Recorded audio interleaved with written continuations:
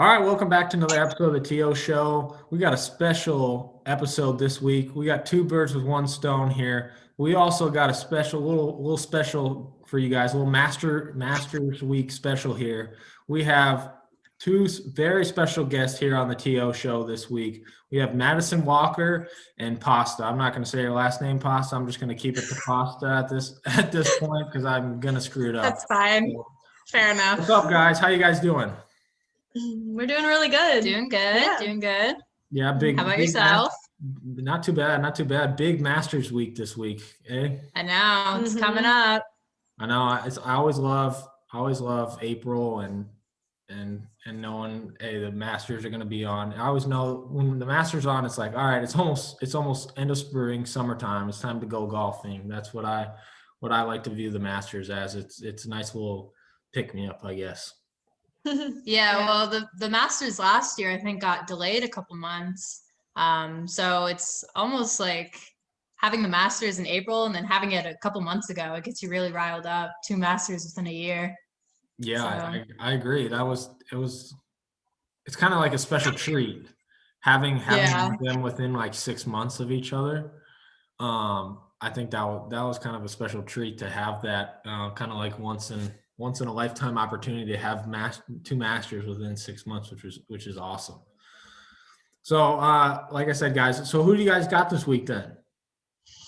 We haven't looked yet. I don't know. No, I haven't looked personally. I don't know. I mean, Jordan Spieth just played really, really well. I think he won the last PGA tournament. Yeah, he won the Valero Open down. Yeah, so I think he's San been doing Antonio. pretty good.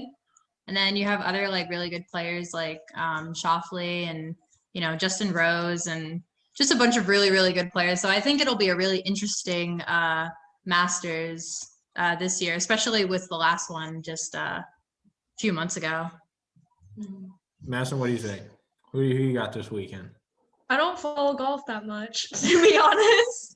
But If you had a guess, let's just say you just had to take somewhat of an educated guess. I feel like is Justin Thomas playing? I think Justin Thomas is Okay. playing. I would say Justin Thomas because I think he's been playing pretty well after I think he won a tournament recently, so I'm just gonna go with him. I think he's a solid choice. Yeah, he won the Players, I think. He won the Players. Yeah, that's it. Yeah. The big one. He came back storming in the Players, which was awesome.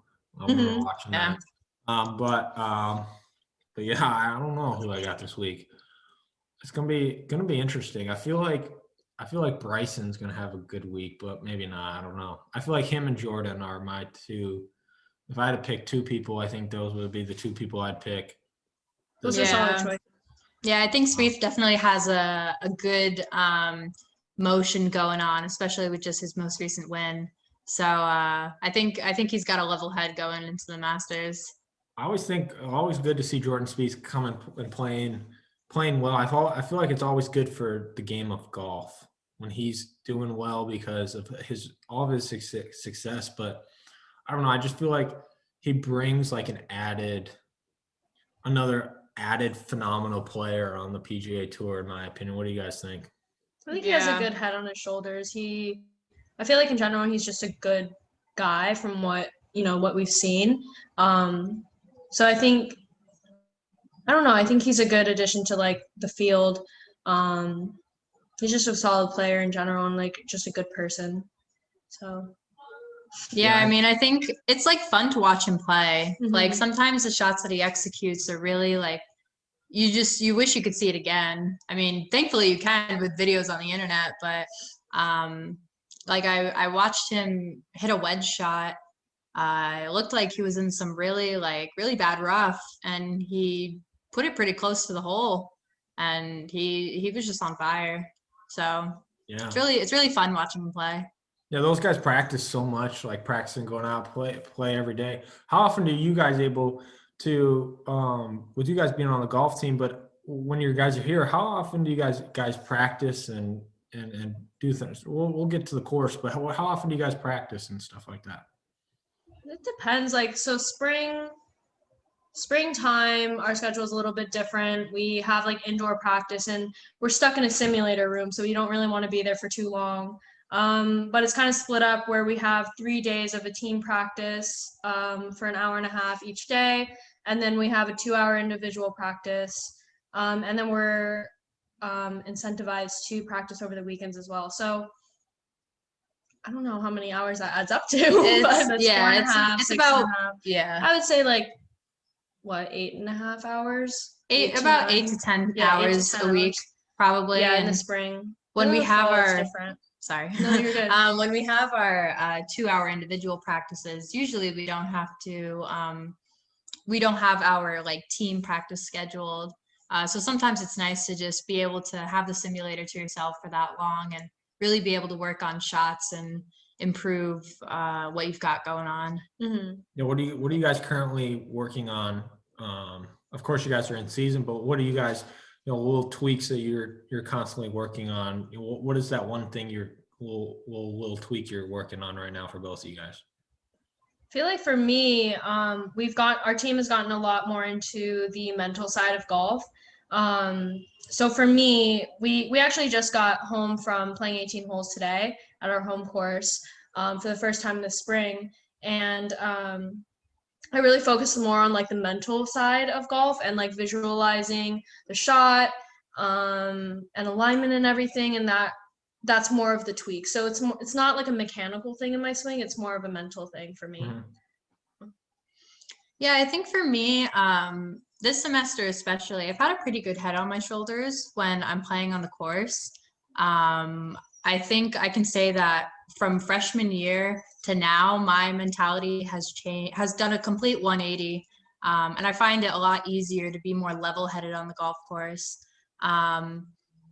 Recently, I think I've just been working more on getting a consistent feeling in my swing and making sure I'm, bringing the club back to the same exact point every single time, and making sure that my hands are at the same exact place at impact every single time. Consistency is probably one of the most important things in golf in order to hit good shot after good shot after good shot. So really working on the inner workings of your swing and making sure those are consistent will lead to more consistent results.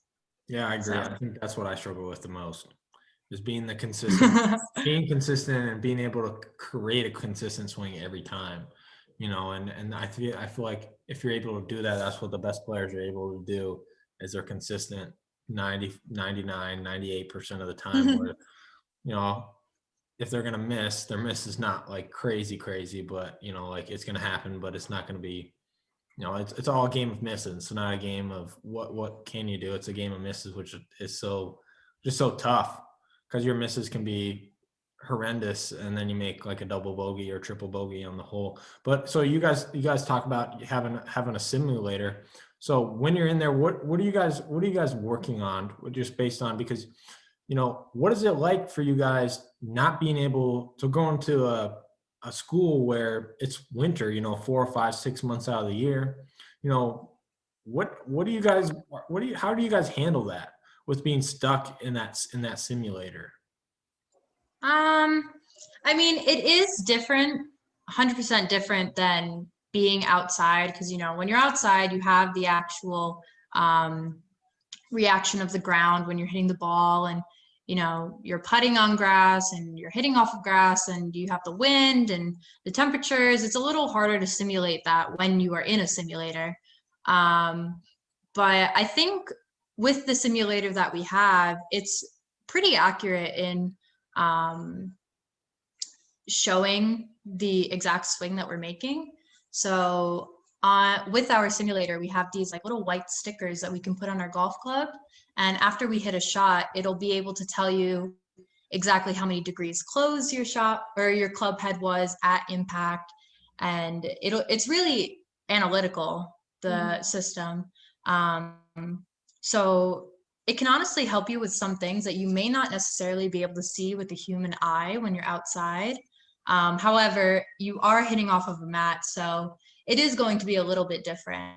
But I think working in a simulator allows you to really focus and dial in more of the mechanics, where I feel like when you're just out playing, you really just want to work more on keeping like a level head and just feeling confident in yourself and going out there with a positive mindset. And then in the simulator, like in the spring when we're there constantly, we have like challenges and drills that we do. So we basically like have a specific yardage, and the green is like a bullseye basically, and you get specific points. And so the challenges are you have to reach a certain amount of points to get this, to be able to pass the challenge. And that's actually, we've been doing it for a few weeks now, and it really dials in your wedges and it really builds your confidence. So when you do go on that grass, even though you have all these conditions and different factors that you don't normally consider when in the simulator, you have that confidence that you have that yardage because you've practiced it and hit it like 100 times. Yeah. And you just picture that, that target around the hole, and you're able to just be like, okay, that's a 5-pointer right there. So that's really built our confidence on the golf course. And we don't go easy with those challenges. No, they're hard. That middle bullseye is sometimes 6 feet in diameter. Yeah, they're to the hole. So we really try to really try to dial those in. Yeah. Yeah, that's tough. Do you guys feel like you're at a disadvantage a little bit to like, so you guys go down south and being able to play a little in a couple tournaments earlier? Do you guys feel like you're at a disadvantage to other, like maybe Southern schools where they're able to be outside more often than you guys and be able to play 18 holes just about whenever they want to? Do you guys feel like that being a Northern school, that's a disadvantage for you guys? I think that, yes, we're at a disadvantage when we go and play those teams in the South, but we're not at a disadvantage for like the people in our conference, and being able to get experience to go down to the South during the spring leading up to our conference. We're just trying to get better. We want to compete with those teams that have that advantage. We want to compete with those teams that are that good because we want to be that good. So we enjoy like going out there and having that huge challenge in front of us.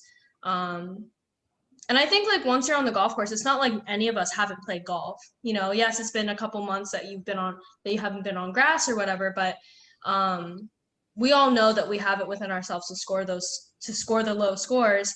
So it's really just, I think we show it more than the Southern teams because we have that disadvantage, but we are still able to post some scores that they're also posting. If that makes sense. Yeah, I mean, like golf is like 80-90% mental game. It's you against the course.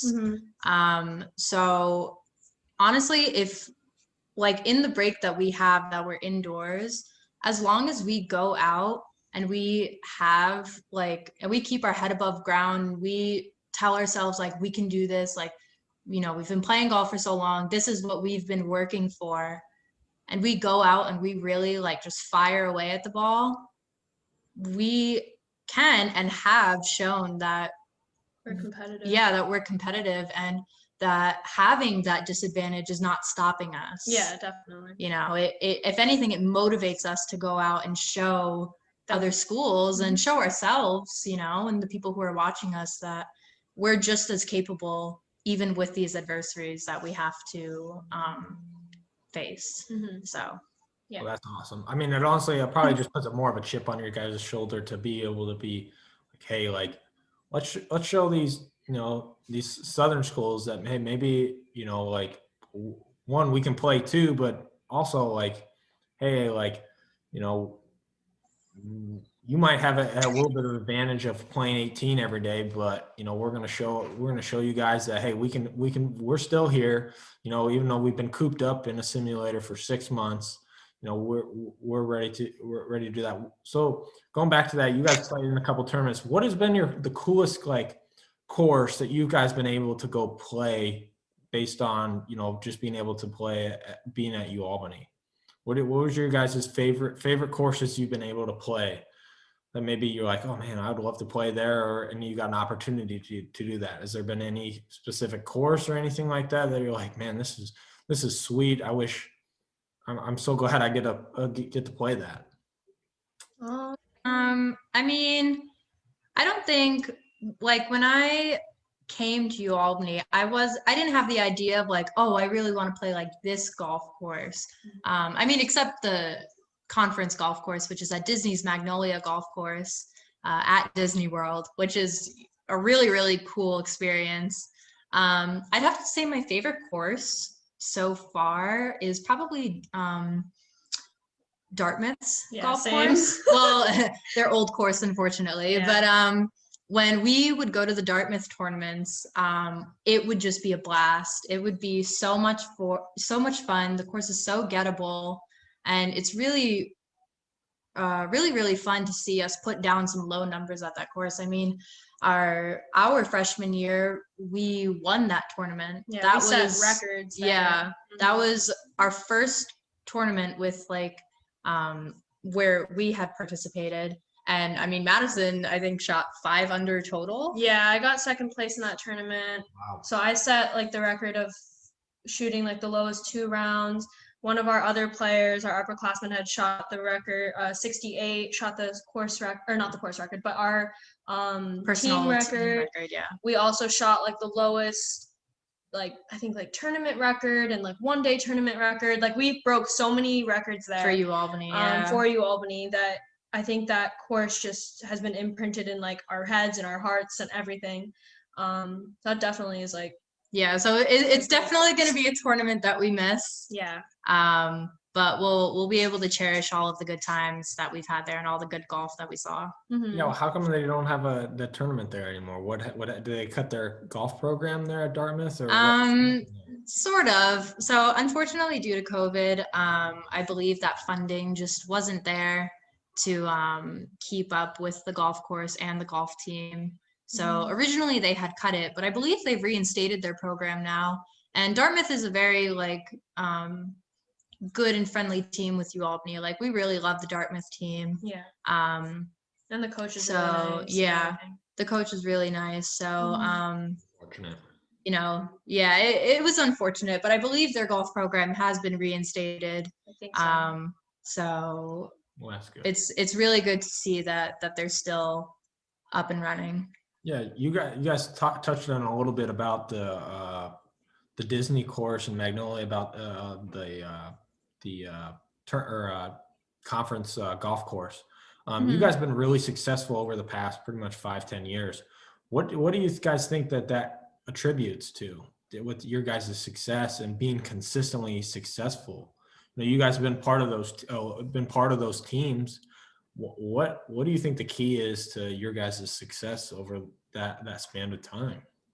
Well, I've only played in one of the conferences since like last year.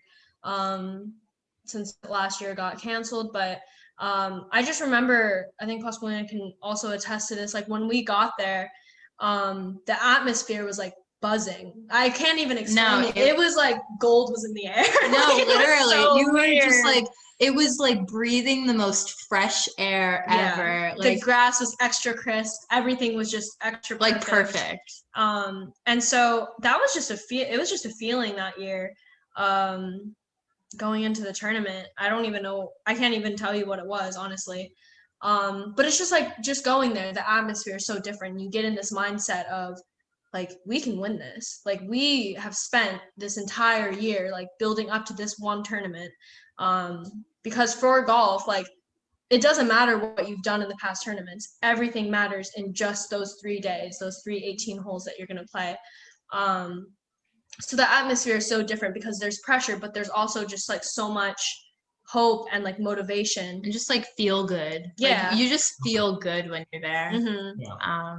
But that's just from my experience of playing it once and like our experience of being there once. We're going again in less than 2 weeks. So we're really excited for that. And hopefully, you know, I'm expecting that atmosphere to be the same. We're going for the gold. Yeah, there's no other option for us. Yeah. Like we are all so driven and we all have the same goal. Yeah. And we are all hungry for that goal. Yeah, definitely.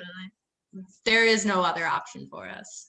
My personal experience, you know, as a freshman, I did not play. However, I was still part of the travel squad and I was able to see and witness, you know, the gameplay and the atmosphere and just how good everybody was. Like, you know, if we passed by each other, you know, separate holes, or everybody would give like a fist pump or like like thumbs up, like and we just, like- normally do it during tournaments, but it was like that's different usually then. the atmosphere of all tournaments for us. I mean, this semester is a little different It is because so the last 2 tournaments that we've played in 5-somes together as the UAlbany team. So we're with each other throughout every single shot of every single round.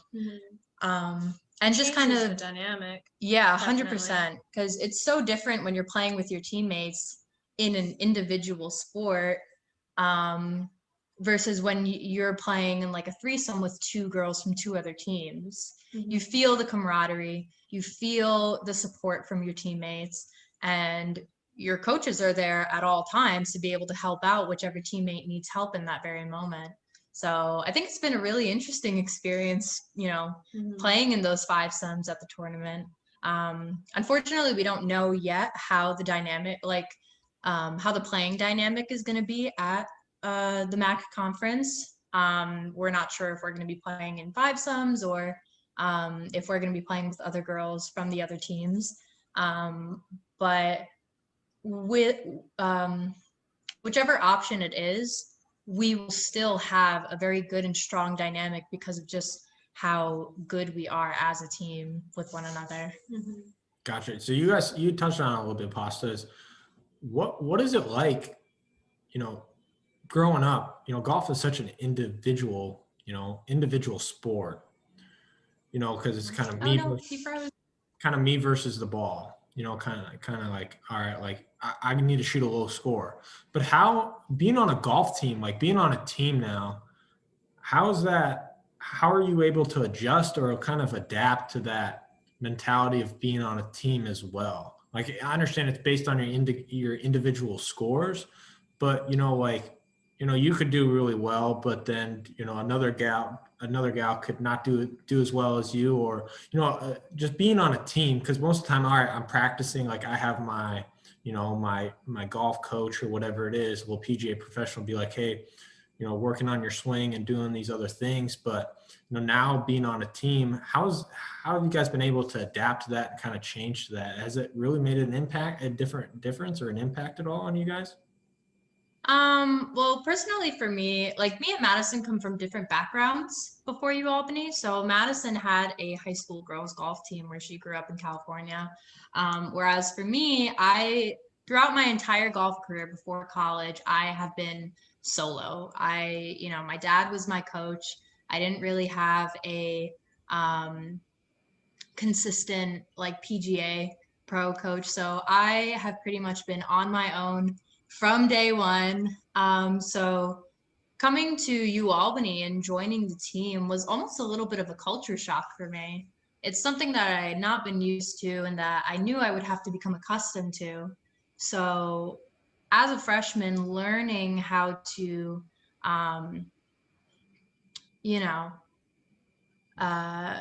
just be on a team. Just be on a team and kind of understand the dynamic and not only flow with the dynamic, but feel as though I can build and contribute something to that dynamic, whether it be just showing support for a teammate or whether it be being a leader somehow, or just anything like that. I think that when we take on new people for the team, we really try to instill the values of our team. And one of the biggest values that we have as a team is family value. We all view each other as just, a little small family. We are the smallest team at UAlbany. Yeah, we're also all from like different places in the world. Literally. We have I'm from California. We have a girl from Florida, a girl from Hawaii, a girl from Australia, and a girl from the Philippines, and also someone from England. So like we're all from so many different parts of the world that like coming together as a small team here is so important to be able to have each other's back like a family does. And like that's why we have like, I don't know, I feel like our team is so close, and it's because we're all so far from home that we have made our like UAlbany our home. We have made the team our home. So like I think building off of like that family value that we've instilled in the team. Like, it helps us play better. It helps us support each other even more. But yeah, I mean, like Pasqualina said, like I like came from like a women's or girls golf team from high school. My dad is a golf pro. So I've like really been exposed to the sport like all my entire life. And I'd been on a team before. And so I kind of knew the dynamic of a team. I knew the dynamic of like being a leader on the team and everything. So I think like the most important thing of like the most important difference of kind of being on a team versus being an individual is that while you're on a team, you can play really well and feel like you're supporting the team, and when you're playing bad, you also feel like, hey, the team's going to pick me up. So you have that, you know, that cushion. You have people to support you no matter if you're doing really well or if you're doing really bad, and everything balances out in the end. And I think that's like one thing that you really do learn when like coming from such an individualized sport to like more of a team dynamic. I think that's the difference. Yeah, because it's a lot different. You know, it's so interesting how golf is like can turn into how they can turn it into a team, like with the Ryder Cup and, you know, stuff and the President's Cup and stuff like that, where, you know, it is technically based on your kind of individual performance, but, you know, the overall team kind of, it all is based on, you know, how other people do it as well, because you could have a guy go out there and win somebody like Tiger, like 8 and 9 and 8, and then have the rest of your guys lose by, you know, like like you won down and you lose the whole thing, even though like as a player, you're contributing as much as you can. But Pasi, you touched on it a little bit as well, coming from different backgrounds. So how did you guys end up here at UAlbany? Like, you know, why UAlbany? You know, out of all the places, you know, especially Madison. Like, why the cold? You know, coming from California. Why? I mean, you know, just being this so far 2 hours away from home, it just really makes me homesick now. No, I mean, when I was looking to be recruited, I really did not want to go far from home. I am a homebody. Like my family and I are very, very close. And leaving them to go very, very far was just not something I felt ready for at the time. So I had looked at, you know, a bunch of schools in the MAC. I had looked at other schools that were about, you know, I'd want to say like a 3 to 4 max hour radius away from me. And then, you know, I feel like I really connected with Coach Cash when we were emailing each other. And when I came to visit the school, it all just seemed to fit. I really enjoyed the atmosphere and, you know, meeting all the girls on the team. I really felt welcomed and I really felt like I was home. So. For me, I knew like I was very like wishy-washy on like whether or not I wanted to pursue golf in high school. But for me, what the most important thing was on a team was having that family dynamic, because my high school team was very close. My high school team, we came in with like 5 freshmen and we all grew up through high school together, and we all had known each other from junior golf. So I really was searching for a team that had that. When I met Coach, I was playing in a tournament and she was actually supposed to go to a different tournament to watch out in California, but she ended up coming to the one that I was at. She had heard my name get thrown around a couple times and was looking for me. Didn't expect an Asian person, but that's okay. My last name is not what I look like, but that's okay. And so she saw me, thought I was okay, thought I was a decent player. And she ended up like talking to a few people that were following me, talked to my mom. And I got in contact with her like the day after the tournament, and we ended up just clicking. She was back in Albany, and she like flipped the screen and she was sitting on the bleachers of the PE building, like looking out into the track field. And she goes, "This is our campus." And I was like, "Wow, it's so pretty." And I ended up committing like 2 weeks later or something, because I, stalked them on Facebook and everything. And I was like, wow, the team seems so close. And I just loved it. I wanted that because that's what I had been searching for. And it just felt right. Yeah. I verbally committed like way before I came here. And then I ended up doing my official visit like after I signed. And when I came here, I was like, wow, it's really cold. I was not prepared. I was gonna ask, did you think about it? Like, think about the cold? No, I didn't think about it. I was just my God. I was just like, oh, it seems right. Witnessing Oh this my God. girl's first snowstorm It was amazing. was the most wholesome thing I've ever witnessed in my life. Just going out in our big puffies, seeing her play in the snow and making a snow angel. Meanwhile, as a New York native, I see this every single winter. Sometimes I'm just like, oh, okay, snow, like I'm done with it. But like just seeing how wholesome that was, like it really made you appreciate sometimes, like, I know taking snow for granted is a bit of a reach, but there are some places that don't have snow that some people really enjoy. And you're like, how can they enjoy it? And now I'm like, all right. So, but we would have snow fights all the time. Yeah. Like it was just awesome. And even I'm pretty sure I asked her a couple times freshman year. I was like, why? You live in California. No, I still get asked that. Why are you coming to? I get asked that all the time because like where I'm from, I think it's reaching 100 degrees right now. But in the winters, it's like 70 degrees, 60 degrees, sunny all year round. They call it like golf paradise. There's like over 100 golf courses where I live, and I've been there. It's paradise. And people ask me all the time. They're like, "Why would you leave California?" Like, I don't understand. I'm just like, you just got to experience all parts of the world. Exactly. And that is a very valid answer. That is very valid. Are you okay driving in the snow? Am I okay driving in the snow? Yeah. I think I'm all right. I should get snow tires because there was one time where I was driving in the parking lot and I slid, and I've never slid before. And I was like, I don't know what to do. I'm just going to keep going. And I just went. You gotta like slowly push on the brakes. You gotta pump the brakes or something. This is the non-driver giving her driving advice. You gotta use your wheels. Yeah. But use your tires to be able to stop you. But that's so interesting. Like, so that's crazy, that fact that I don't know. I still puzzles me. It's like, why not just stay in California and just nice sunny weather? Like, I don't know. I mean, if you grow up there, it's kind of like taking snow for granted. I guess I took the sun for granted. I don't know, but I mean, you grow up in the same area and you see the same people, and you grow up playing junior golf with the same people. You're gonna go to college with them? I don't want that. I'm with you. I don't want that. I want to experience after high school. Cut off. I cut off everything. No, I'm kidding.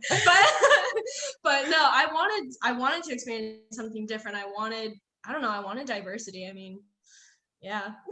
Albany's those diversity you get. You got definitely a different place. A lot different place. Yeah. I mean, I love it here. I love, like, I don't know. We're so close to the city. We can just not now. Not now. Code safety. But what's your guys' favorite things to do while you guys are up here in Albany? What is a couple things that you guys like to enjoy?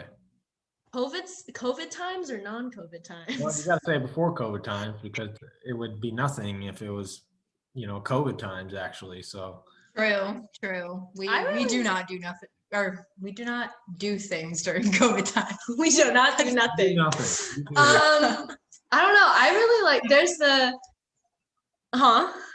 I just said. I really like shopping here, like food shopping. I enjoy food shopping. There's a really good like rock climbing place. I'm sorry. To shop? You like to try different places? Just different places, like to eat? Yeah, like food. You said food. Yeah. You're trying different. Yeah, the food shopping. There's like. There's like the big like Asian market. I like going in there and like shopping there. But I'm a big foodie, so I like going everywhere and like not going everywhere, but like trying all the different foods. And there's a cool rock climbing place that's like really close to campus. That was really fun.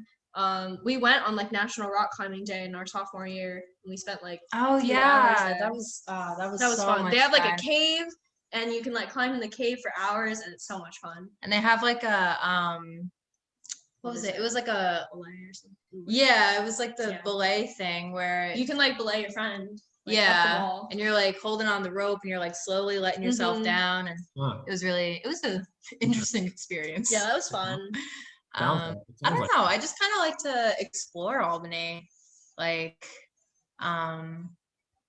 you know, sometimes I'll take the bus and just either go to the mall, walk around for a little bit, or if I find a cool like food place like downtown, I'll take the bus, I'll go pick up some food, I'll come back, and you know, just kind of being adventurous and exploring like the area, I think is like really cool. Yeah, and it gets me out of the house. We don't, you know, we're not allowed a car in freshman year. So when I got my car here in sophomore year, I was like, wow, I got to explore this whole place. I found some sketchy places, but other than those sketchy places, 100%, yeah. Other than those places, it's real fun to just like, I don't know. I just like going to like different like restaurants and stuff and like trying the foods and everything.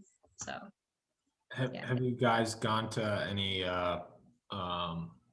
have you guys golfed around here besides using your home course at all? Few times. Only during like last semester when we weren't playing with the coaches, and we would like we would like try to play around different courses. What was the one that with the apple trees? There was this cool one that's like 20 minutes away, and it's like on an apple orchard. So we would go play like 6 holes and then put like 20 pounds of apples in our bags.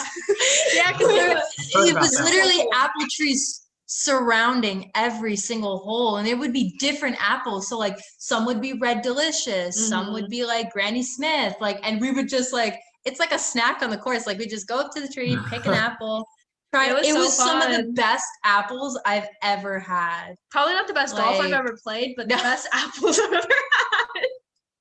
But I don't know what the course is called. But we play Orchard Creek. Orchard Creek, yeah. There's a bunch of different places around here that I usually like to go to. There's a couple different ones that, I mean, they're all right. There's some nice ones, but you know, I'm somewhat of a cheapskate golfer a little bit, so I like to get my bang for the buck a little bit, you know. So that's always fair. Yeah, honestly, it's too much. It's too expensive of a sport. It kind of starts adding up. Yeah, 100%. Like it really is a very expensive sport. I don't like it. So, there's a local place golf course that you can get like a student discount for like $17. Which wait, really? Nice. You can walk 9 or 18 for $17, which is really nice to do that. And so it's nice to pretty good to have that. And they have 4 different courses, or 4 9-hole courses. So it's kind of nice to be able to change it up. That's a steal. Yeah, actually, literally, it's like $1 a hole. So it's like, yeah, exactly. You better make it worth it. 100%. Yeah, exactly. But scrolling back to that is, why'd you guys pick golf? You know, like why golf? You know, like I probably know what Madison is, but like why? Like I love golf, but like why did you guys actually decide to play it? You know, competitively. Okay, so I guess I'll go first here. Like I said, my dad's a pro, so like I've played golf my whole life. And this is really, I don't know if this is like stupid to say, but in middle school, when I was like in 8th grade, I would play like junior tournaments here and there.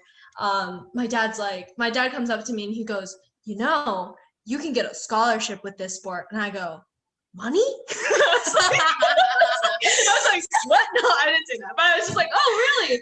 And like, money, sign me up. Sign me up. Also, like the golf team that I was on in high school was pretty good. When I joined, we were like 16 years undefeated, and I was on the team when we got 20 years undefeated. So that kind of motivated me to continue to play competitive golf. But yeah, I mean, I think like the fact also that it's a sport that you can never perfect. I'm a very I like everything to be perfect.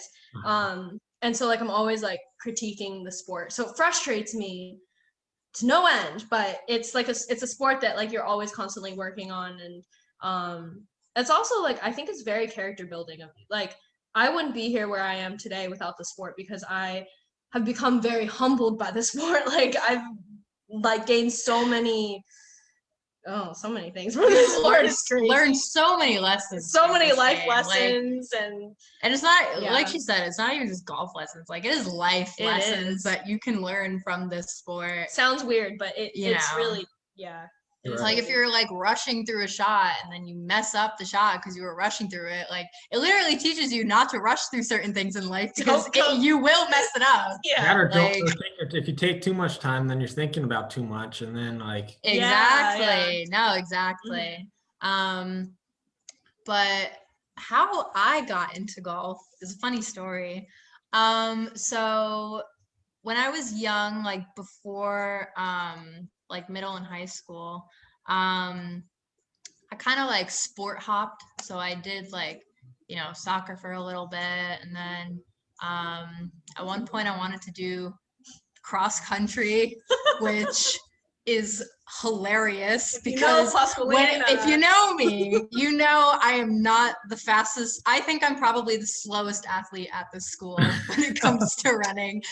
She's gotten faster over the years too. This is yes, I think I'm still the slowest athlete at this school. Soccer girls, track and cross country, they got me beat 100%.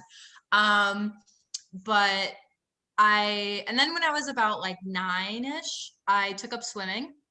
And I did that for a couple years, but it reached a point where I didn't want to go to practice anymore. And I just wanted to compete in tournaments or like in swim meets that we would go to. And then my dad was like, okay, if you don't want to go to practice, I'm taking you golfing. And he said this thinking that I was going to absolutely hate it. Like he was like, this was like a punishment for me apparently, because I didn't want to go to swim practice. So he took me to like a par 3 course that is like 10 minutes away from my house, I'd say. And I loved it. I was literally having the time of my life. Jokes on you, Dad. Like, no, it literally was like a complete accident that I got into golf. And it's funny because my dad also hated golf before I started playing it. And then unfortunately in 2012, I believe he had a heart attack. And then after that, he really wanted to, get closer with us, like his whole family and like us kids. And he really wanted to start spending quality time with us. So he wanted to find a bonding thing with me and him. So his friends had taken him out to an outing. And he was like, okay, it's all right. And then the whole thing with the punishment for me turned it into a bonding thing between me and him. So it's our favorite thing to do together. We literally do not talk about anything else other than golf. But in a healthy way. And no, but exactly, but in a healthy way. My dad has always been very supportive of like everything that I've done. And it like this sport holds like super dear in my heart because of all of those events and because it is a bonding thing with me and him specifically. So then when I was like 14-ish, I started doing actual competitions in golf. I was very bad, very, very bad. And there were times where I did not want to continue because I was like, why am I doing this? I'm coming last. But, it just, because it was a bonding thing, we would just keep doing it and I'd get better the more that we did it. And, he would always do research, from videos or just watching golf. And he would always instruct me and like teach me how to do it like them. And a good quality that I have is I pick up things once they're shown to me. And I can replicate it pretty well. So it started flourishing and I started getting really good. And, once I got to a certain level in the game, we started talking about it and I decided that I wanted to start taking it more seriously when, in college. And that's when, and here I am, little old me in New Albany. Like I said, that's so funny. Jokes on you, Dad. Terrible, worst punishment ever. Yeah, literally. Worst punishment. Worst thing ever. So that's awesome. But you guys talked about how it shaped you guys to where you are today. how do you, golf is like you said, Pasta, I think you said 90% mental. I would go, almost as far as it's almost 96, 95% mental, Yeah. Literally. honestly, is half the one time it's big- all in your head. It's all in your head for the most part. How have you guys been able to deal with that, through, at least as an athlete wise, because you guys probably have the most, mental side of the game out of any sport, but outside, probably baseball and you guys and softball, probably, it's probably you guys, baseball's right behind, softball is at the same level. Is how do you deal with that? At least can you hit on that for other student athletes that might be struggling with that? Is how do you guys deal with that?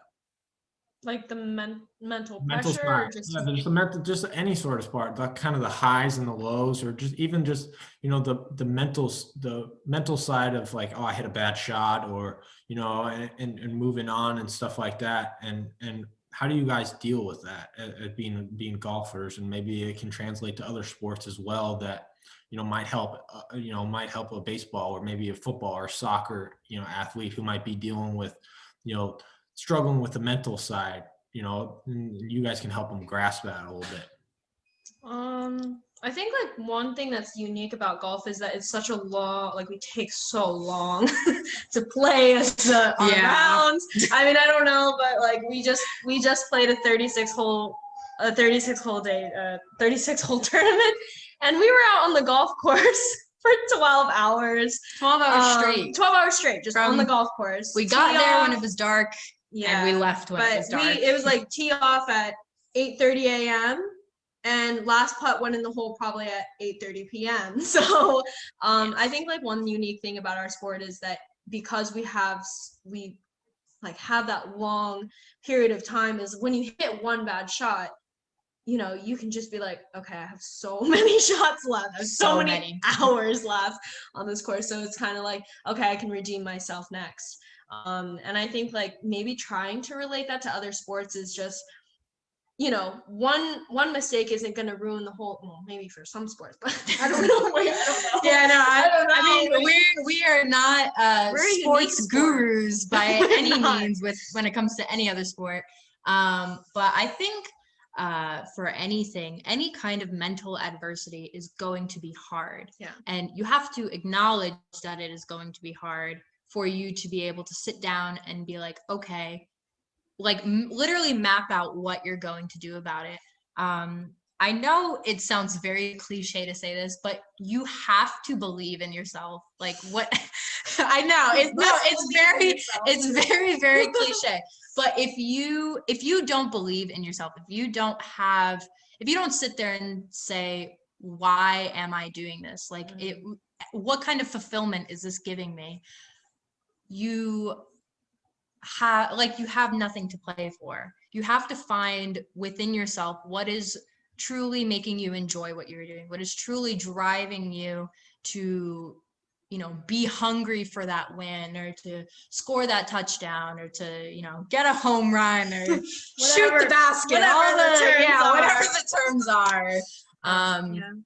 You have to really sit down and plan what is driving you, what is motivating you to reach that goal. And I think that dealing with I'm not gonna sit here and be like, oh yeah, dealing with the mental game of golf is just a walk in the park, easy as pie. It's the hardest thing. No, it is it is something that can affect you on a daily basis. And as long as you know that you're not going through it alone, thankfully for the last 3 years I've had 6-7 girls to share. Mainly me. Yeah, mainly Madison. I come to her with all of my problems. No, but yes. No, I think having that pool of support where they can uplift you when you're feeling down, and making you not feel alone. No, exactly, and make you not feel alone in what you're doing, because while I jokingly said like, oh, I go to her with all my problems, sometimes if she needs to let out some whatever she's feeling, she'll come to me, or I'll go to one of our teammates, Megan, or Megan will go to somebody else. Like it's just like that big thing of feeling supported, that definitely helps. I think one thing too is like what drives me mainly in this sport is like I'm on the team for a reason, and you know I have something to contribute. I wouldn't be here if I didn't. And so just knowing that whatever I'm doing right now is going to work and benefit our team. Because I'm very, very team motivated. I don't go into this is bad to say, but I don't go into tournaments thinking I'm going to win this individually. I go into the tournaments, not only like, yes, I do want to win individually, but I go into the tournament saying I'm going to contribute to the team. I'm going to shoot this low score for the team. I never think of really myself. And so I think for me, I always just play for the team. And like that's just like, I don't know, maybe that's some way we can relate to other sports. Just you're there for a reason. You're playing for a reason. Like prove to yourself, prove to your team, prove to your coaches that, that you're worth it and you were worth everything. So. And one last thing that people don't really talk about that much is like imposter syndrome, where, athletes will come to the school and, maybe they won't get as much playing time as they initially thought that they were going to, or maybe they're not performing up to how well they performed when they were a junior athlete. And, sometimes it can be a really big shock to them. And then, they start thinking about it and they start feeling as though they're not worthy of being where they are. And, it's really something that, again, you have to find within yourself as to, look at what you've done, look at how you're doing. If you're not doing as well as you think you should be, what steps can you take to getting to that point where you are now, playing in those tournaments or, scoring those touchdowns or shooting those baskets, like what, if you are feeling to yourself that you are not performing up to that, what are the proper steps that you can take to get to where you need to be? You really have to find it within yourself, because nobody else is going to find that for you. Yeah. Madison's not going to sit here and tell me, oh, this is how you should be, if I'm, not feeling that way about myself. Yeah, we're all here to support like each other on the team, but I think like you can't like be like, you must have confidence. Here is the confidence. Yeah, she cannot give me the confidence. Unfortunately, I can try to motivate the confidence to come, but yeah, it's just really like relying and like realizing you have that support system, you have that team, and you have like a reason to be here. I think it's just really that. I agree. I think you guys hit on it is a little bit, is that having your why. Like, why are you doing this? Like, if you're just wasting your time if you don't necessarily have a why to like, what you're doing, whether it's in sports or in life in general, is, hey, like, why am I here? You got to have some sort of why. But I think what's also important about student athletes, though, is, especially in your sport, is having a short memory, not getting too high, getting too low. Because, like, I went out today and I played 18 holes. Like, I'll hit one in the fairway. Well, then I freaking chunk my second shot, and it's like, well, I just hit a good shot, but then I just hit a completely terrible shot. I did that today. Literally same. Yeah. It relates.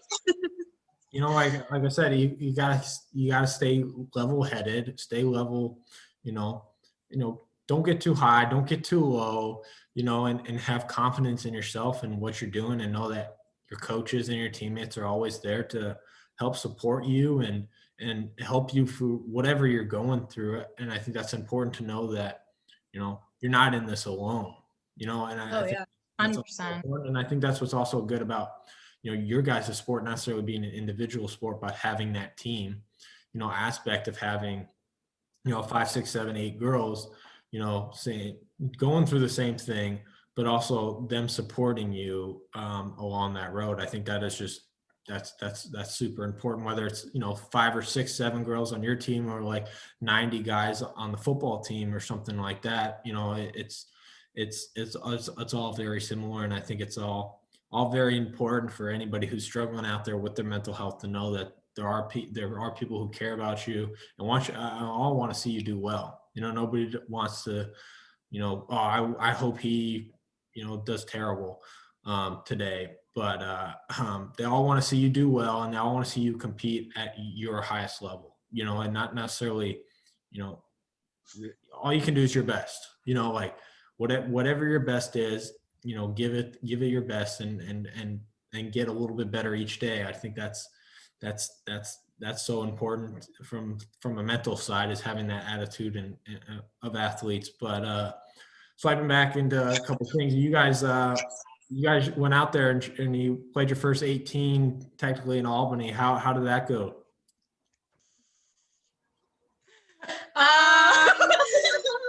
It went great. That was better. No, I mean, the conditions are obviously going to be different from playing in the South versus playing in the North. South is open year round, pristine conditions, especially the golf courses that we play. They're really in tip top shape. But when you come back to Albany after having a bit of a harsh winter, do we have a harsh winter? I'm gonna call it a harsh winter. Harsh, because a lot of snow. Yeah, we did get a bit of snow. It's a little harder for golf courses to keep up with their maintenance. So the grass is a little longer on the greens. They're doing their aeration. So it's not going to be a South course, but I think our home course has done a really good job at keeping the golf course in pretty good shape for a northern course. I mean, I'm very used to playing in northern courses, so I have seen a lot, and the Roos has been doing a really, really good job. The greens are incredibly slow, so yes. A 20-foot putt in these greens and a 20-foot putt in South Carolina's greens are two totally different stories. I mean, to put it in perspective, we're hitting like 5-foot putts, like we're hitting 20-foot putts, like we're hitting it that hard. Yeah. But yeah, I mean, I think the golf course was in pretty good shape. Weather was amazing. Got a little bit of tan. We had our photo shoot. Yeah, I got red. Yeah, we had a little media. But yeah, no, I think it was great. Honestly, all the freshmen saw like the whole course today. So that was nice. We do have like our Sienna match, or it's gonna be a few other people. I think our crosstown match next Sunday. So we're just kind of preparing for that right now, and also the future. April 18th. Mark your calendars. Be there, be square. But yeah, no, it was fun. It was fun today. Good weather, so that was just. Yeah, I think happy about. I think that was mainly the thing that we all went in for this 18. We knew that it was going to be different conditions, so we really just wanted to go out there and have fun. Yeah. Work on mainly mental things, work on mainly mental things going on in our game.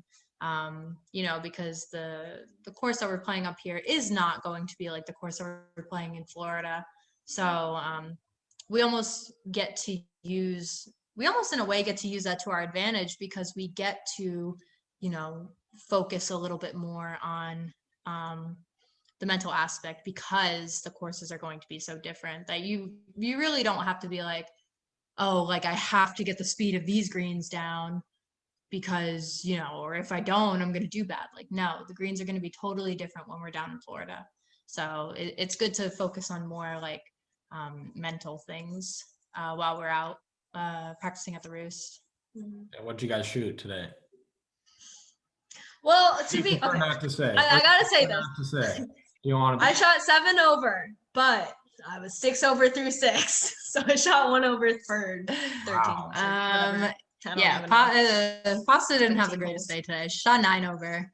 I need to have a very, very good long talk with my putter. Me and my driver, we fist bump. We're buddies, but me and my putter, we have our differences that we need to get aligned. So a lot of 3 putts. Oof. Greens are so slow though. You can't even like judge anything. I went on this Saturday, and I had like a 25 footer, and I hit it as hard as I can. Like what I hit. You gotta get like a driver swing for that. And I didn't get there. Oh yeah. That was consistent Velcro. around. It's like Velcro. Around. A little Velcro on the green. It's so interesting. Oh yeah. Like I'm glad it's been sunny the past couple of days, so I went out today and the greens were a little bit firmer and faster, which was nice to have that. They were at an okay pace, but I wish I What'd could. you shoot today? Yeah, what did you What'd you shoot today, shoot? Tyler? I did not. So it was my second time going out. Second time going out. All right? Uh-huh. Okay. Yeah. On the road to breaking 80. I shot 90 today. But on my Okay. front, Okay. That really isn't that bad. all right, so yeah, it was okay. There were parts where I could have definitely done a lot better. I had an 8 today, which is not good. It's okay. Happens. I've had much higher numbers. than Happens. So I've had had an 8, which is not the best, which is okay. It happens, but yeah, it's one I can I eliminate. can tell you, we have both done that I mean, in the yeah. recent tournaments. Like It happens. last few tournaments. It's okay. I What made was an 11. I also made an 8. So I also made a 9. yeah. So, but I it's what's important about holes like that is Just learn from it. you will never be able to stop holes like that from happening in your entire lifetime. Even the professionals sometimes make 8, 9s on holes. But what is most important is what you do after that hole that you make, the attitude that you have after that hole, your decision making after that hole. When we were in South Carolina, I had an awesome first round. I shot 77. I was on fire the second day. I was playing really well. And I carded an 8 on the 10th hole, which, obviously wasn't great. But I on the walk from the 10th tee or the 10th green to the 11th tee, I was walking and I was thinking, and I was just like, I wasn't thinking like, oh my God, my round is ruined, blah, blah, blah. I was thinking, what am I going to do now to either make up for this or to just keep my groove going that I had before? How do I come back from this? What am I going to do?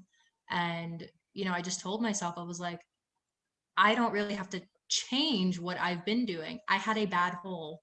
It happens. I had been playing great beforehand, so I'm just going to continue playing great. And I shot 1 over in my last 8 holes coming back from that, quadruple bogey I had made. So it's, whole stuff like that's going to happen. You're going to shank a shot. You're going to hook one into a water hazard. You're going to do stuff like that. What happens is, I have done both of those things as well pretty recently. Yeah. It's what you do after that shot, though. How can I turn this hole into a bogey rather than a triple bogey? How can I, play a safer shot that will, get me to the least amount of shots that I can, But yeah, I shot 6 over through 9, which was like, I was like, man, I'm on a roll. Oh, wow. That's pretty good. That's better than I did. All right. I was going, and then the next 2 holes I shot 5 over. There you go. It happens. It's golf. Like, all right, well, this is just what's gonna happen. It's like, got caught up to me. It's like I was playing too good. I couldn't play a hole. Yeah. Which was fine. No, and The second time going out, and I was surprised I actually shot a 90 today. I probably would have shot Pretty good. actually out low 80s if I would have actually played half as well as I did on the front 9 and the back 9. But you know what? You got to take what your punches. But the thing is, I almost made an eagle today, which was awesome. Hey, okay. Never done that, but I almost made one, which was kind of crazy. But it was pretty sweet. So we're getting close. But when is your guys' last tournament? Well, hopefully our last tournament will be regionals, NCAA regionals, which will be, I think, second week of May. So May 10th to the 12th, I believe. Yeah. And we have 2 more this weekend. So we're playing 18 on Friday. And at then we're Hartford. Hartford, and then we're going to go to Sacred Heart. We're playing Sacred Heart's tournament Monday and Sunday, Monday. And then the week after that is our conference. So it's coming up fast. Yeah, it has really come up fast this semester. Yeah, it's gonna hit you soon. We're gonna have to go. I think I might have to get a couple more rounds underneath my belt here, and then we'll have to go out and go play, and you guys can kick me up. Yeah, definitely. You owe us that round from freshman year. Yeah, I know. No 8s though. No 8s. Yeah, no. No 8s. The COVID. If you get an 8, you're walking home. COVID happened last year though too. Yeah, I know. Unfortunately. So I definitely owe you guys one, and so it should get done. No, we'd love to. It should get done. Hopefully, we can get it done this spring. But Yeah, for sure. Yeah, hopefully. it should be good with that. I think that would be really fun to maybe we pull Sheridan out there and just really make fun of her. Definitely. I took her out. I took her out Yes, for the first time last summer. Oh, How'd it go? She did a lot better than I thought she was going to do. Actually, she's an athlete. She's so athletic though. Yeah, I'm Like, not surprised. Yeah. yeah. Yeah. So hopefully I'll get my game in the mid 80s, and then at least I'll give you for your run for your money for at least a couple holes. Can't wait. But I'm looking anything forward. higher than a triple and you're walking home. Okay. That goes for all of us. That goes for all of us. Maybe you guys. No. Me, I'm okay. Yeah. Okay. Yeah. Going back, what's your guys' favorite? So if you guys had to, play one round of golf, hypothetical here, one round of golf, where would you guys go play? If you had to go anywhere in the world, you had to pick one golf course, you could go play. Where do you think you'd go play? Yeah, I'd probably say St. Andrews Golf Course. That's a classic. I read a book. I believe it was called Final Rounds. And it was about, I think, this father and son who really wanted to, go to St. Andrews and play. And ever since that book, it's become a golf course on my bucket list to go and play. And it's just like a classic. Like everybody knows St. Andrews. So I think it would be an honor and privilege to play that golf course. I would hope I play good though. So, I can remember good things about it. Yeah. Madison, what do you same? Yeah, I would just say any of the classic courses out in Ireland or Scotland. I don't know. I don't know the names of them, so I'm the worst golfer. I don't know golf. I don't know the names of golf courses. I don't know players. Yeah, I'm the worst. You just show up and just shoot low scores. That's all. That's what I do. I'm just going. Literally, Where that is Madison Walker. I'll be there.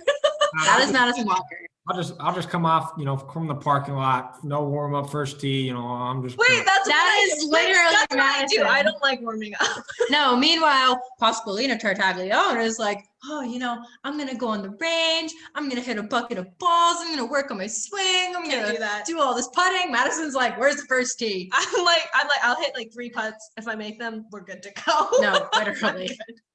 Yeah. And then she'll hit a monster drive off the first tee, and I just hook it into the trees. I'm like, good job. Nice one. You guys still get first tee jitters?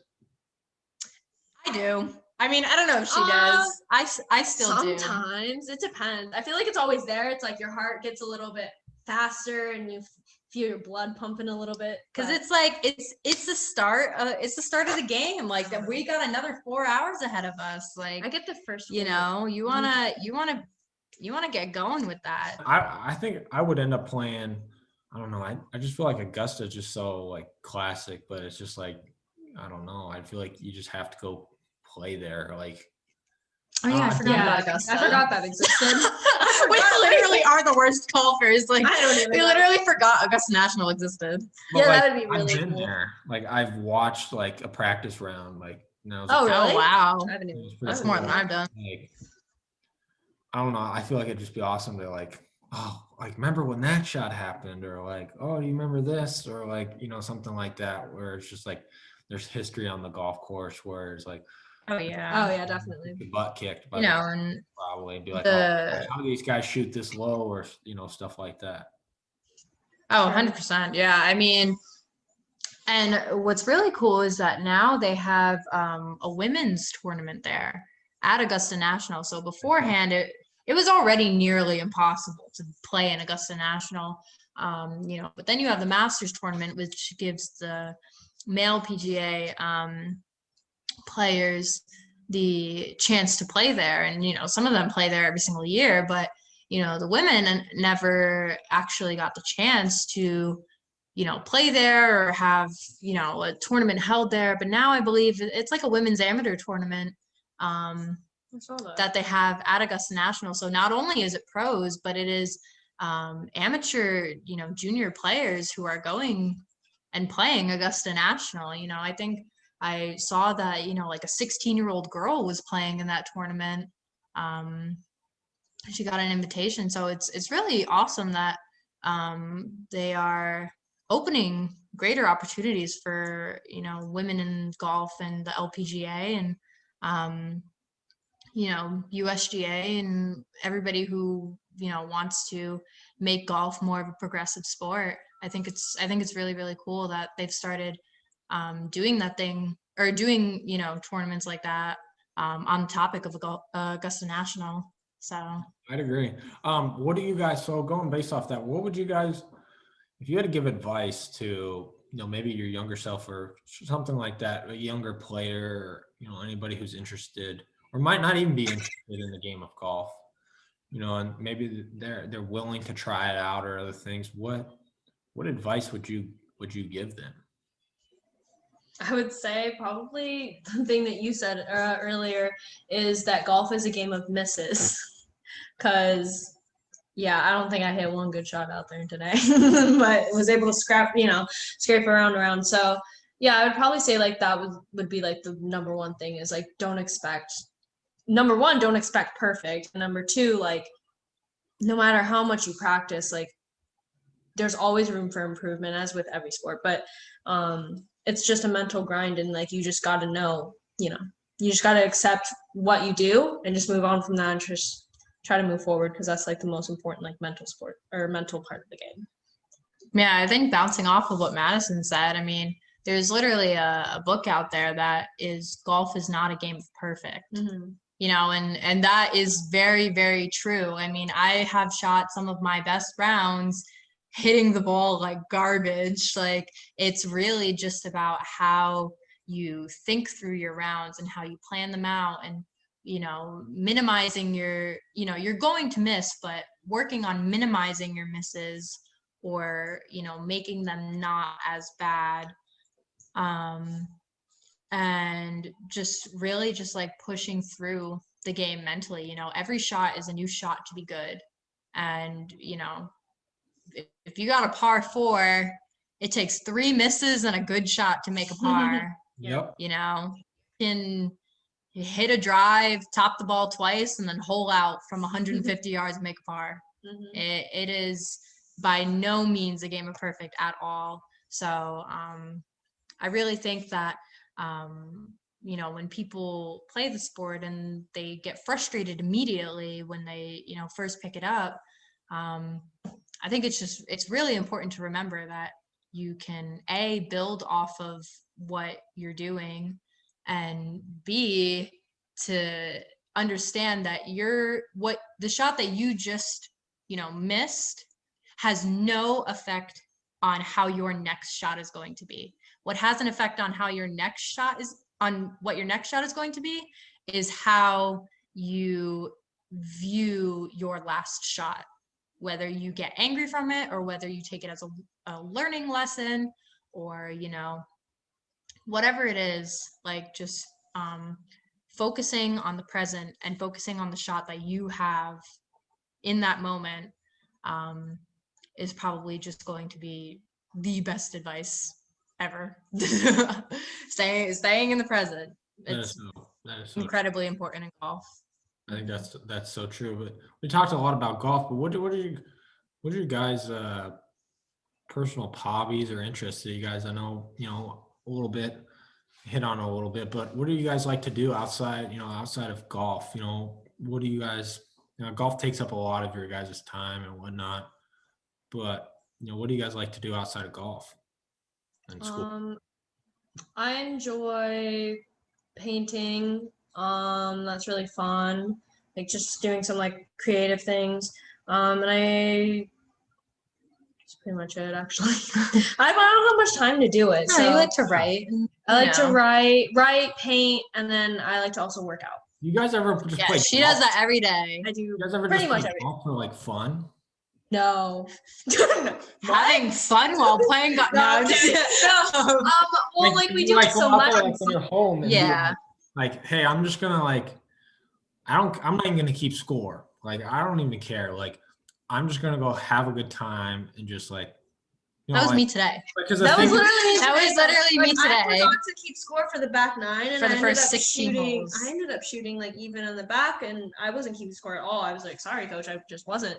But no, I feel like in season, like fall and spring, I don't go out to play golf for fun. We but do it so much that that's it, not an escape. it tires us out. Yeah, but I feel Exactly. like in the summer, the winter breaks when you're not playing and practicing like at such a rigorous level and such a rigorous schedule.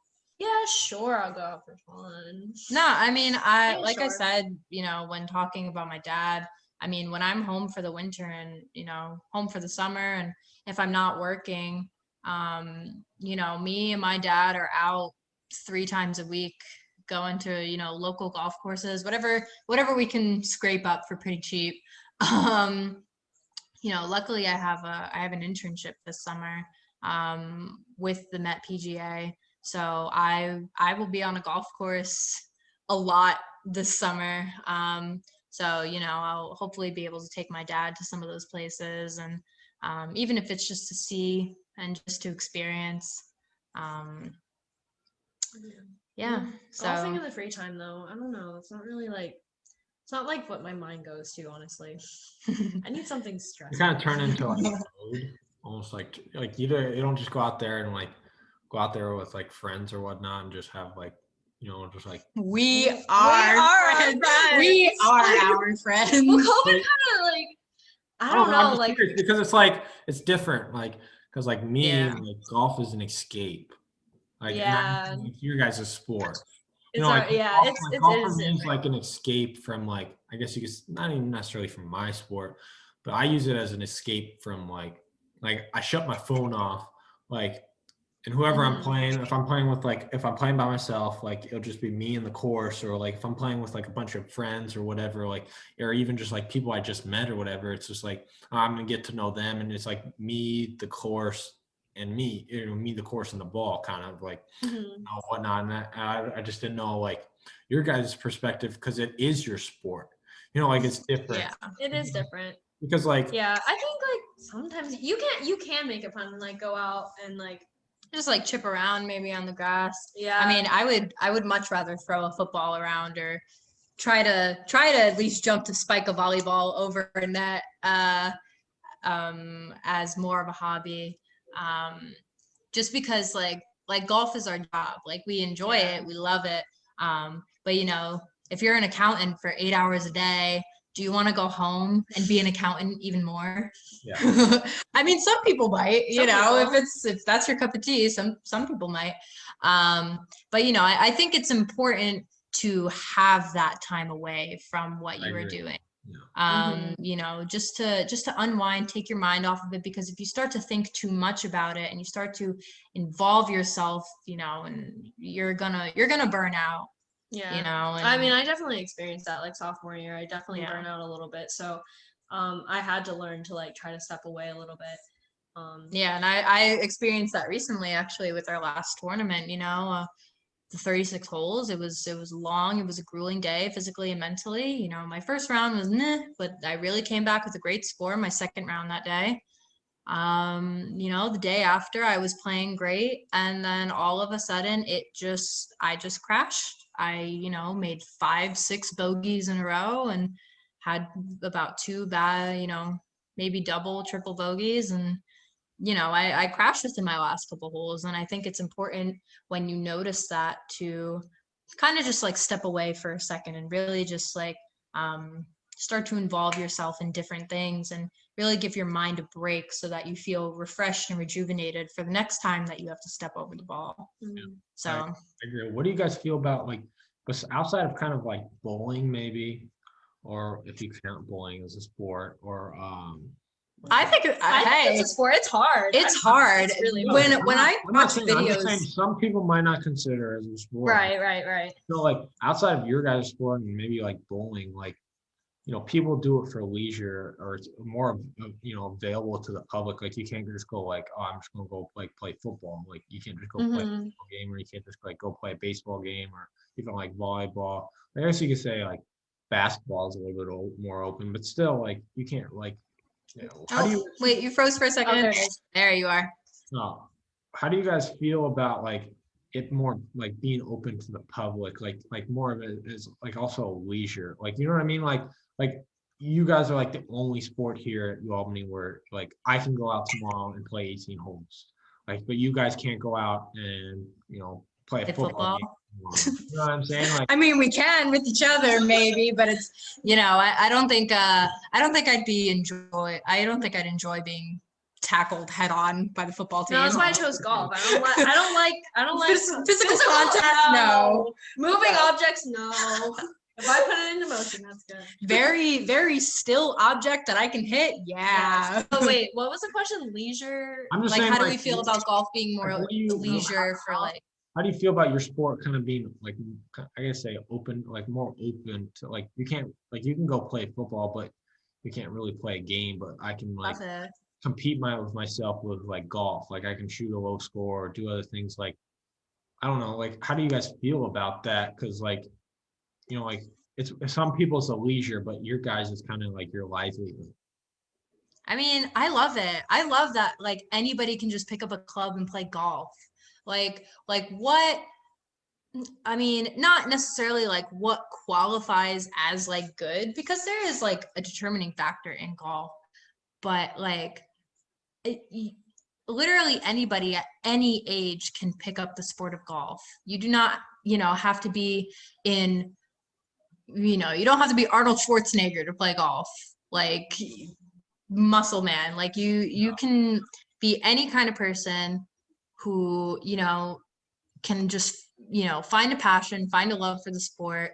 And I think it's really cool because it's, from my own experience, it is a sport that can be self-taught, and it is a sport that can be self-taught to a really good, to a really high level.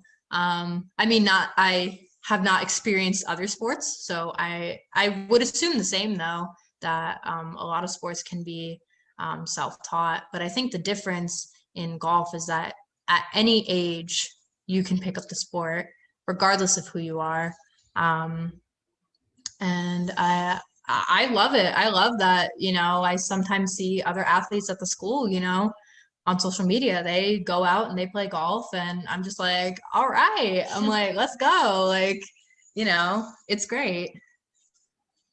Have you played anybody? At the school? At the school, no. But I'm ready to take anyone on. Let's go. Meet me out at the course. I'll be your first kind of just toss up. You can just smoke me, and then you can talk all your. Who wants to smoke? Let's go. No, I don't know many people. I guess there might be a couple.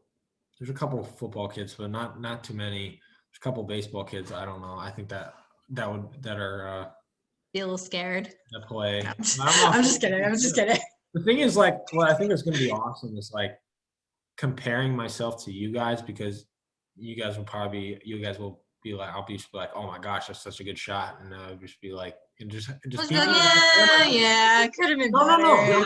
How consistent you guys are, like, like that's probably the difference between like you and I is like, all right, well, you're gonna hit it so much better than what I'm capable of doing, but I just I can't wait to see that firsthand, because like and I am a self-taught, like this is I'm basically I'm a YouTube golfer.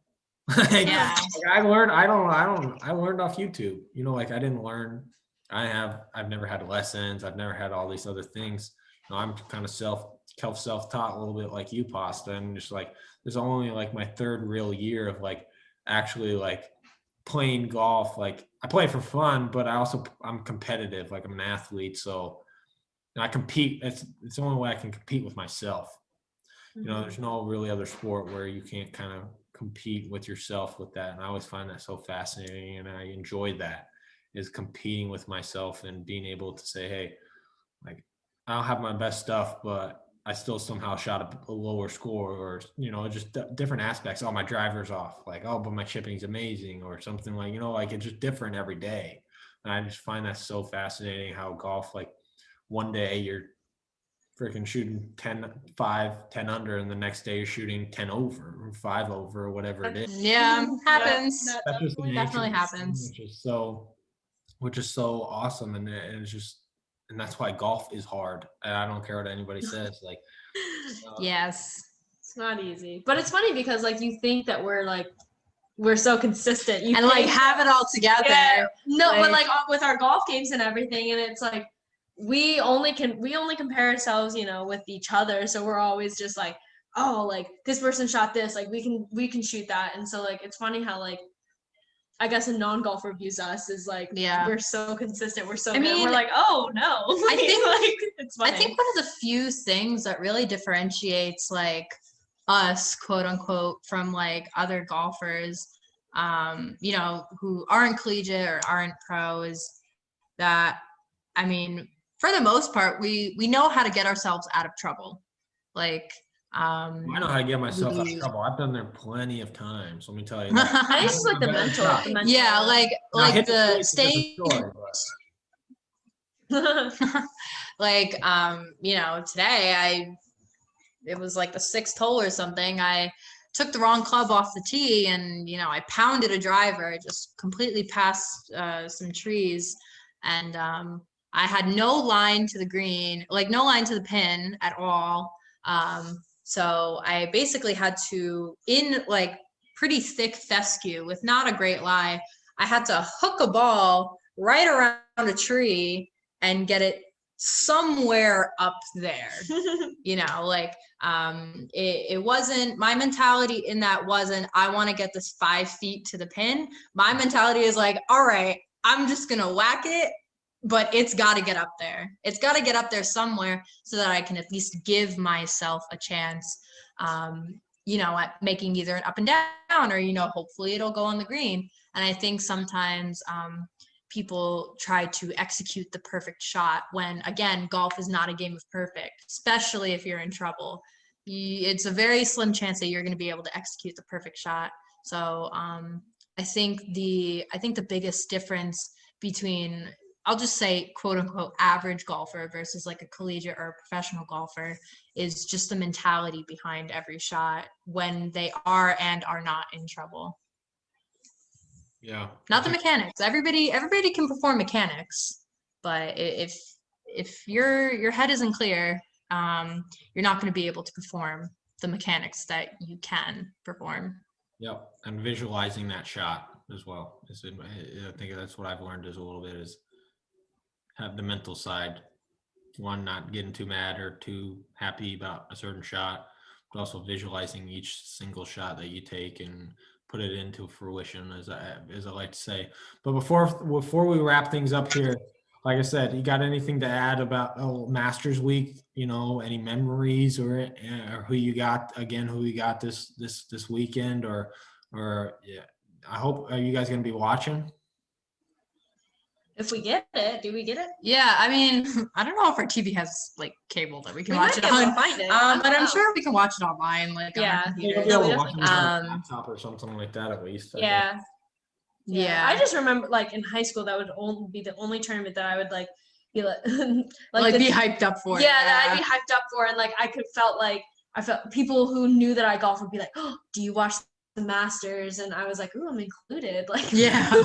No, like Masters Week like in high school, like, was funny. Yeah. Like I said, I was really the only like person who took golf very seriously at my high school. So like whenever Masters Week would roll around, I'd always have, just random kids asking me, just like, hey, like, who do you got for the Masters? And I'm like, oh, since when did you watch golf? Yeah. Like it'd bring them out of the bushes. Yeah, everybody just, Yeah.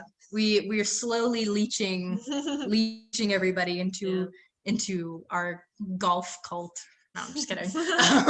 No, but it's really cool to see that even people who aren't necessarily into golf Watch it. Yeah, love to watch the Masters. That's the only tournament I really watch, like watch kind of. Yeah, I mean, yeah, we're terrible. Like we're the worst golfers. we don't watch it that much. Let's get enough of but it already. I should watch it more. I should. Yeah. I think no, just like it's boring to watch sometimes. Yeah, like sometimes. at the I end can watch highlights. Highlights are fun. Oh yeah, the highlights are the best. Oh my god, like on Instagram, Twitter. Highlights are the best. I think just like to wrap up golf in general, I mean, at the end of the day, any sport we play is a game. It is a game. And you know, I'm a gamer. I love games. And but it's not to be taken to what's the word I'm looking for? It doesn't define you. Yes, thank you. That is exactly what I was looking for. We hang out too much. No, we literally do. We live with each other, so she knows what I'm thinking at all times, and more than I know what I'm thinking. But yes, it doesn't, like, your sport doesn't define you like as a person, whether you know you're one of the best players on the team or you're benched all the time. Like it is a game at the end of the day, and you know, one bad round doesn't mean you are a bad golfer. You know, one missed catch doesn't mean that you're bad at football. You know, like you should not allow for you know, negative things in what you do in your sports define who you are as a person. You know, everybody has a bad day, and sometimes, you know, people will perform amazingly and then let it get to their head. And then, you know, when they don't perform as amazing, it is really hard for them to accept. So at the end of the day, it is a game. Yeah. Like it is not a defining factor in who you are as a person. So moral of the story. Yes, moral of the story. Nothing exists. Everything's a game. No, I'm just kidding. But that goes with any sport, you know. Yeah, it really does. Like I said, missed catch, you know, missed free throw. Is that what it's called? Free basketball? Basketball, yeah. Yeah. That one. Missed free throw, you know, stuff like that happens, you know. You just gotta learn from whatever it was, and you have to take it and apply it to how you're gonna do better next time. I'm with you, Pasta, on that one. I'm with you guys. Again, guys, I really appreciate you guys coming on the TO show, and 2 special guests for Masters Week, golfers on Master Week. Whoa, crazy. I know, it's a coincidence, isn't it? This is awesome. It's a whoa. Yeah. But again, guys, thank you for the great conversations that we've had and whatnot. And again, best of luck on the rest of the way. I hope you guys, you know, make it to again the little regional tournament, you guys, and kick some butt. Yes, thank you. Thank you. When you guys, guys, thank you for having us on the show. This is really fun. This is awesome. You're an amazing host, Tyler. Yeah. And we wish you luck. We wish you luck on the episodes to come. And like I said, if anybody's in the Albany area and wants to challenge, you know, any three of us to a 3 of us. I got you. So either Pasta, Madison, or I, any of us, don't be afraid to call us out and you know, pull up. Call us out, and we'll see how it goes. But again, I appreciate you guys coming on the show. It's really an honor. And don't forget to you know, the match again. So you know, it's a really awesome tournament. So if you're not a big time golfer, you know, this is probably, if you're looking to get into golf, this is probably a tournament to go watch. So if you got the time, 100%.